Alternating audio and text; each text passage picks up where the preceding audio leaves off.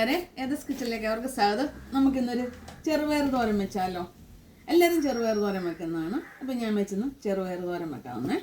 അപ്പം ഞാൻ സ്റ്റവ് കത്തിച്ച് തവ വെച്ചിട്ടുണ്ട്. ഞാൻ വെളിച്ചെണ്ണ ഒഴിക്കുവാണ്.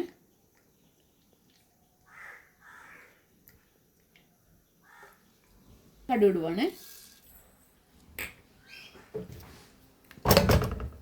കടുപൊട്ടി പച്ചമുളക് ഇടുവാണ്. കറിവേപ്പില, ലേശം മഞ്ഞൾപ്പൊടി.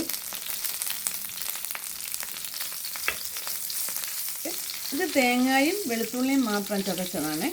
തേങ്ങയും വെളുത്തുള്ളി,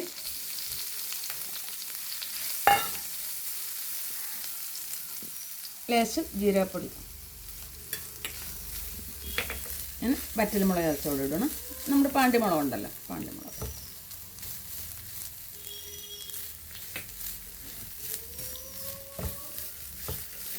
ഇത് നമ്മുടെ ചെറുപയറുണ്ടല്ലോ, ഞാൻ നേരത്തെ അങ്ങ് പുഴുങ്ങിയായിരുന്നേ.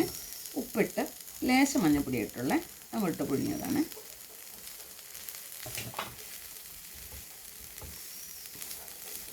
എളുപ്പം ജോലി ഒതുക്കാവല്ലോ എന്നും വെച്ചുകൊണ്ട് ഞാൻ നേരത്തെ അങ്ങ് പുഴുങ്ങി വെച്ചങ്ങ്.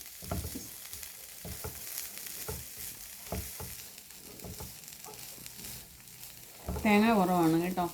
തേങ്ങയുടെ വിലയൊക്കെ അറിയാമല്ലോ, ഞാൻ തേങ്ങാപ്പീര കുറച്ചാണ് എടുത്തേക്കുന്നത്. ഞങ്ങൾക്ക് ഈ നോയമ്പ് സമയമൊക്കെ വരുമ്പോഴേ 50 നോയമ്പുണ്ടല്ലോ. അപ്പോൾ ഞങ്ങളുടെ എല്ലാ വീട്ടുകളിലും കഞ്ഞി ഈ ഞായറാഴ്ച വെള്ളിയാഴ്ചയൊക്കെ പ്രാർത്ഥനകൾ വരും. അപ്പം ഒത്തിരി ഓർഡർ കിട്ടും. പയറ്, കഞ്ഞി, അസ്ത്രം, കടുമാങ്ങ, പപ്പടം. അപ്പം ഇങ്ങനെയാണ് ഞങ്ങൾ അന്നേരത്തേക്ക് അവർക്ക് ഉണ്ടാക്കി കൊടുക്കുന്നത്.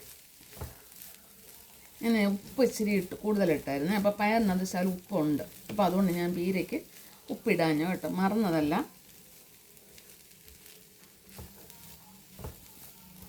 എല്ലാവരും വെക്കുന്ന ഇങ്ങനെ ആയിരിക്കും. ഞാൻ പാണ്ടിമുളക് ചതച്ചത് കൊണ്ടാണ് ഞാൻ പച്ചമുളക് ഇടാൻ. ഞാൻ പച്ചമുളക് ചതയ്ക്കത്തില്ല. വറ്റൽമുളക് തേങ്ങയുടെ കൂടെ ചതച്ച് പോത്തേ ഉള്ളൂ. പച്ചമുളക് ഞാൻ ഇടത്തില്ല.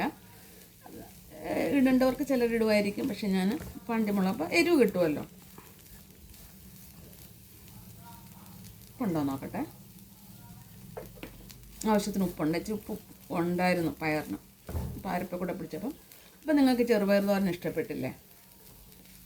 ഞാൻ സ്റ്റവ് ഓഫ് ആക്കാൻ പോവാണേ.